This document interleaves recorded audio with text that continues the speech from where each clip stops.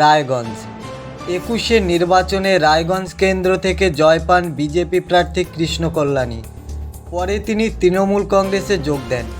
২৪-এর লোকসভা ভোটের নিরিখে রায়গঞ্জ বিধানসভায় বিজেপির প্রাপ্ত ভোট ৯৩,৪০২। তৃণমূলের ঝুলিতে গিয়েছে ৪৬,৬৬৩ ভোট, আর বাম কংগ্রেস জোটের দখলে গিয়েছে ১৪,৪৭৭ ভোট। অর্থাৎ এই কেন্দ্রে বিজেপির লিড ৪৬,০০০-এরও বেশি। রানাঘাট দক্ষিণ। ২১-এর নির্বাচনে রানাঘাট কেন্দ্র থেকে জয় পান বিজেপি প্রার্থী মুকুটমণি অধিকারী। পরে তিনি তৃণমূল কংগ্রেসে যোগ দেন। ২৪-এর লোকসভা ভোটের নিরিখে রানাঘাট বিধানসভায় বিজেপির প্রাপ্ত ভোট ১,২৩,৫৬৮। তৃণমূলের ঝুলিতে গিয়েছে ৮৬,৬৩২ ভোট, আর বাম কংগ্রেস জোটের দখলে গিয়েছে ২১,২১৯ ভোট। অর্থাৎ এই কেন্দ্রে বিজেপির লিড ৩৬,০০০-এরও বেশি।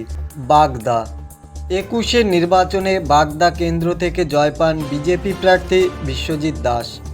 পরে তিনি তৃণমূল কংগ্রেসে যোগ দেন। ২৪-এর লোকসভা ভোটের নিরিখে বাগদা বিধানসভায় বিজেপির প্রাপ্ত ভোট ১,১২,৭০৪ ভোট।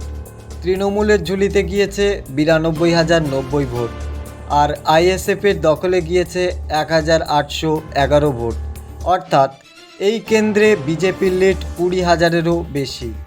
মানিকতলা। ২১-এর নির্বাচনে মানিকতলা কেন্দ্র থেকে জয় পান তৃণমূল প্রার্থী সাধন পাণ্ডে। তার মৃত্যুতে এই আসনটি বিধায়ক শূন্য হয়েছে। ২৪-এর লোকসভা ভোটের নিরিখে মানিকতলা বিধানসভায় বিজেপির প্রাপ্ত ভোট ৬২,৩৮৯।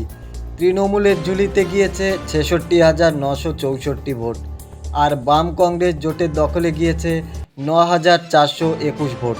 অর্থাৎ এই কেন্দ্রে তৃণমূলের লিড মাত্র ৩,০০০।